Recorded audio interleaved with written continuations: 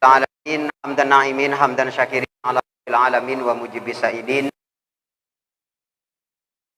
wa nama ba'd bil iktifa wal langsung saja adalah tugas dari kami mahasiswa pasca yang semester 3 yang harus melaksanakan PPL.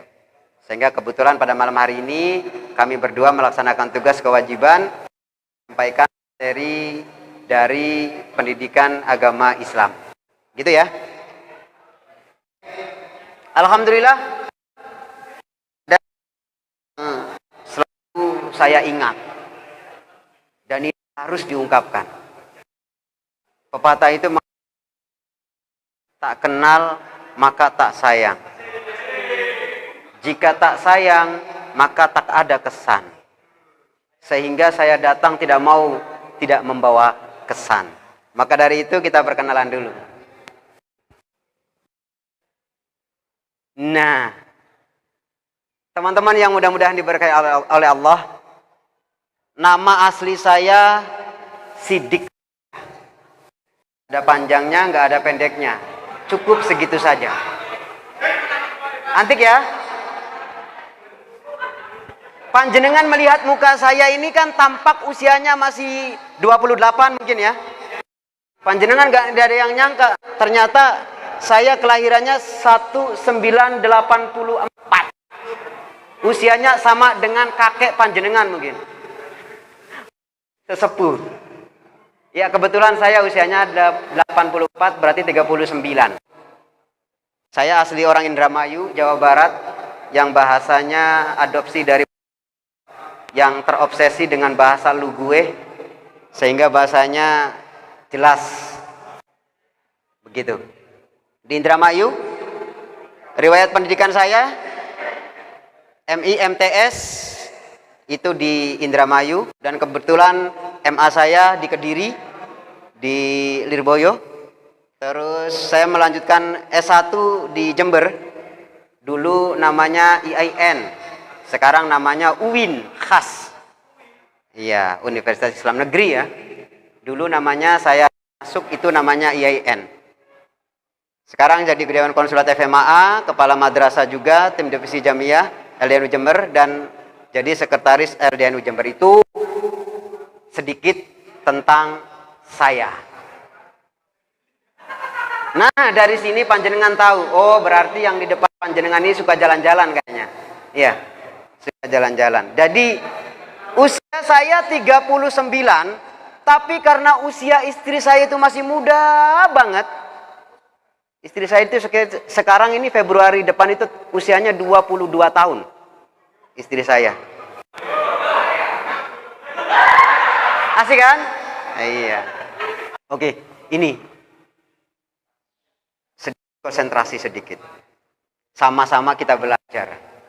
Ayat itu kalau kita sebuah bukti yang menandakan kekuasaan Allah. Apapun itu bentuknya. Ayat itu berasal dari bahasa Arab. Kalau kita tanda atau bukti. Maka yang berkaitan dengan ayat kauniyah, apa sih itu sebenarnya? Nah, ini adalah ayat atau tanda yang wujud di sekeliling manusia yang diciptakan oleh Allah. Apa saja? Kursi terbentuk, didudukin, berarti itu tanda bahwa manusia mampu membuat kursi dan tentunya kemampuan manusia berkat dari kekuasaan Allah. Lanjut. Ini. Apa saja bentuknya? Semua ciptaan Allah baik berbentuk mikro atau berbentuk makro yang tampak oleh panca indera yang bisa kita rasa itu Allah. Atau bahkan yang bentuknya tak kasat mata. Banyak. Ya kan? Makhluk-makhluk yang bersel yang tampak kelihatan oleh mata itu adalah bukti ciptaan kebesaran dari Allah. Maka itu adalah ayat kauniyah. Panjenengan tercipta, masya Allah. Ini ada nih, biar nggak ngantuk. Panjenengan tercipta ini manusia ini ini merupakan ciptaan Allah yang paling sempurna.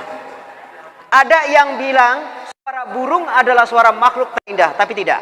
Kenapa? Karena suara burung hanya mampu diterjemahkan oleh Nabi Sulaiman. Coba, kalau seandainya ada si B. Mas siapa namanya mas? Siapa mas? Mas Fanani. Ganteng luar biasa. Saya doakan jodohnya orang soleha ya. Seandainya manusia diciptakan ini, bisa cerita, biar nggak ngantuk. Seandainya manusia diciptakan dengan manusia lain, luar biasa. Coba bayangin, panjenengan bayangin, kenapa Allah membuat mata di atas bulu? Kalau ada bulu panjang, Masya Allah, manusia panjang. Jadi kalau ketemu sama teman, bulu. Pertumbuhan bulu mata dengan pertumbuhan bulu yang kok sama? Bahaya. Bener apa enggak? Nah, makanya ayat kauniyah ini membuktikan bahwa setiap detik perkecil pun yang ada dalam diri manusia itu merupakan tanda bukti kekuasaan Allah. Nah, mas itu yang pakai baju putih itu luar biasa ganteng kayak gitu itu. Itu ciptaan. Bisa dipahami ya? Oke, next kita lanjut.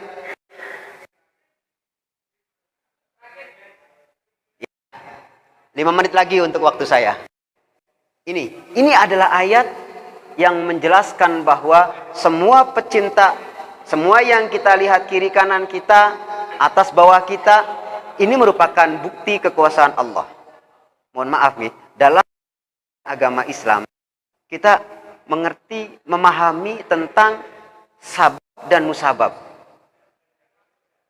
Manusia itu memang sesuai dengan takdir Allah. Sehingga ketika Allah mengatakan kun fayakun, Allah berkehendak maka terjadilah.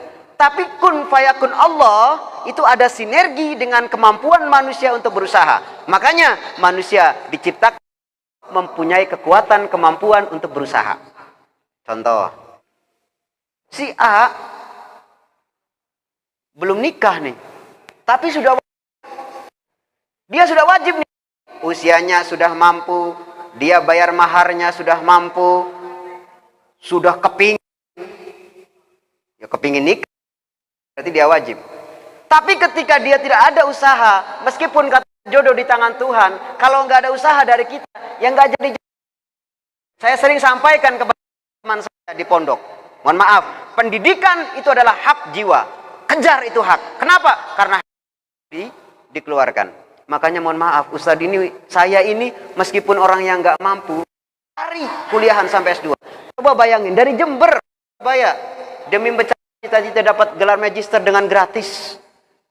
Mohon maaf, Ustadz kok suruh kuliah bayar, ya janganlah. Pendidikan itu gratis. Cari beasiswa. Alhamdulillah, mulai dari MA di Lirboyo, Ustadz. Berapa tahun di Lirboyo itu? 9 tahun itu.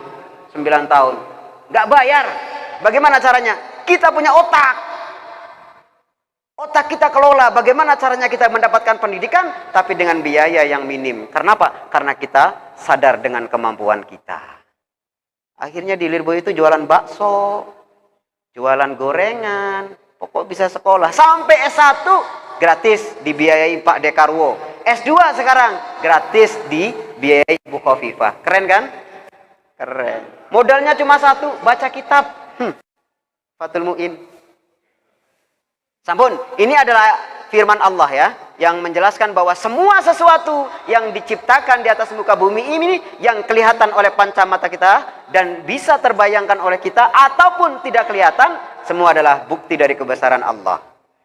Lanjut. Arti alam semesta. Ini dalam PAI, pemahaman tentang alam semesta dapat berbeda melihat pendekatan ilmiahnya. Dalam Islam, alam semesta dianggap sebagai ciptaan Sang Pencipta. Apa saja itu? Semua, mulai dari tatanan galaksi Bima Sakti yang ada, semua yang ada di sekeliling kita itu adalah hasil dari ciptaan Allah. Maka kalau seandainya ada teman kita yang mohon maaf mukanya pres-presan, jangan sampai mengejek. Kenapa? Mengejek teman kita sama saja mengejek ciptaan Allah. Nah, pemahaman ini mencakup konsep bahwa segala sesuatu di alam semesta ini ada karena kehendak dan kekuasaan Allah. Nah, secara ilmiah, alam semesta dilihat sebagai sistem yang terorganisir dan tunduk pada hukum-hukum fisika. Teori utama yang digunakan untuk menjelaskan evolusi dan sifat alam semesta adalah teori relativitas khusus dan umum oleh Albert Einstein, serta teori apa ini? Kosmologi. Nah, kalian sudah paham ini, gak usah saya jelaskan. Nah, penting untuk dicatat bahwa pemahaman tentang alam semesta terus berkembang seiring waktu, seiring dengan penelitian dan pengamatan ilmiah yang lebih lanjut. Kenapa? Mohon maaf. Definisi dari sesuatu ketika dipandang dari ilmiah mesti akan berkembang. Ya, kenapa? Karena sesuatu yang berbau ilmiah itu adalah sesuatu yang mungkin berubah dan sangat membutuhkan perubahan. Itu. Lanjut. Nah, ini manfaatnya. Oke, sudah. Ini manfaat ayat kaunia ya, biar kita tahu bahwa ketika kita mendalami tentang ayat-ayat yang menggambarkan tentang alam semesta, maka seharusnya kita merasakan keagungan Allah dan merasa diri kita lemah, menjadi sumber inspirasi untuk mendapatkan maslahat dunia dan akhirat, menjadi sumber inspirasi mendapatkan maslahat dunia dan akhirat, mendorong manusia bersyukur. Artinya yang menjadi catatan adalah ketika mendalami tentang tidak merasakan ini, ada pertanyaan besar. Benarkah kita benar-benar memahami tentang ciptaan Allah? Kita benar-benar mensyukuri terhadap nikmat yang Allah berikan? Ini yang menjadi catatan kita. Artinya kalau kita tidak merasakan kelima ini, jangan-jangan hati beku, tidak menerima sesepuh kita. Kan begitu? Satu lagi ini. Nah, ini. Oke. Tujuan mengkaji alam apa sih alam semesta kita harus kita teliti. Nah, tujuannya adalah mengembangkan rasa syukur, menumbuhkan rasa takjub kepada Allah dan aman akan tugas manusia. Ternyata manusia di muka bumi ini menjadi khalifah, menjadi pemimpin yang seharusnya dengan kepemimpinannya bisa memberikan satu kemanfaatan kepada orang lain. Contoh-contoh daripada ayat. Jadi ketika ada pertanyaan, apa sih bentuknya ayat kauniyah? Ya seperti ini. Ayat yang menggambarkan tentang penciptaan Allah yang berbentuk ataupun bentuknya tidak dirasakan oleh panca indera kita. Oke. Iya, yang ditunggu. Keren. Sama dengan saya kalau kuliah begitu. Ini yang ditunggu-tunggu. Selesai. Oke, terima kasih. Mohon maaf dan sampai jumpa. Oke. Itu mungkin yang bisa saya sampaikan sedikit aja. Jangan banyak-banyak, nanti malah nggak begitu paham. Ada pertanyaan kalau bisa. Kalau tidak bisa saya PR-kan. Monggo. Silakan. Ada yang dipertanyakan? Ada pertanyaan? Silakan. Ya. Kasih tepuk. Ya. Assalamualaikum warahmatullahi wabarakatuh.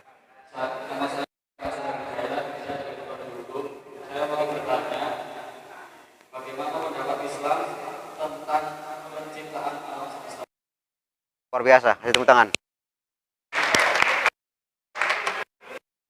Baik, bagaimana tanggapan kita sebagai umat Islam menanggapi tentang alam semesta? Ini luar biasa. Yang kita pelajari tentang kejadian-kejadian alam yang sempat saya putarkan. Kebanyakan kita pelajari penemu-penemu ilmiah, mohon maaf, itu dari kalangan orang yang non-muslim. Betul apa tidak? Betul apa tidak? Kita tidak boleh ingkari itu. Dalam sejarah terungkap bahwa ketika perang salib, ini perlu kita gambarkan dulu sejarah ya, biar kita tidak salah. Ketika perang salib, orang Islam kalah. Mohon maaf. Orang Islam kalah. Akhirnya semua karya-karya buku Ibnu Sina dalam kedokterannya, karya Imam Khaldun dalam filsafat keilmuannya dan lain sebagainya, ilmu kedokteran dan lain sebagainya, ilmu gramatika dan lain sebagainya, itu dirampas bukunya, dipelajari oleh mereka dan dibuat buku oleh mereka. Sehingga sejarah yang muncul itu kebanyakan adalah penemu adalah orang non muslim. Ya. Terus bagaimana cara kita menanggapinya? Sebagai sama yang harus dilakukan adalah harus percaya ini adalah berkat kekuasaan Allah. Itu yang pertama. Yang kedua, kita sebagai orang Islam wajib terciptanya alam semesta, dengan itu kita bisa hidup. Coba bayangin, ada oksigen, gak ada CO2, gak ada apa lagi itu. Coba bayangin, mati kita. Menciptakan segala macam pernik-pernik yang ada di alam semesta. Apa? Karena membuat kita hidup. Yang terakhir, kita sebagai umat Islam melihat fenomena ini harus mengaku bahwa diri kita lemah. Mengakui kita kenapa? Dengan kekuasaan Allah kita tidak bisa mampu apa-apa. Bisa dipaham, Mas? Gitu ya. Mungkin ada lagi? Pertanyaan satu lagi. Kalau ada. Kalau nggak ada, ganti ya. Oke, terima kasih. Itu saja mungkin yang bisa saya sampaikan. Kurang lebihnya mohon maaf. Akhir kata, ihdinas siratal mustaqim. Wassalamualaikum warahmatullahi wabarakatuh.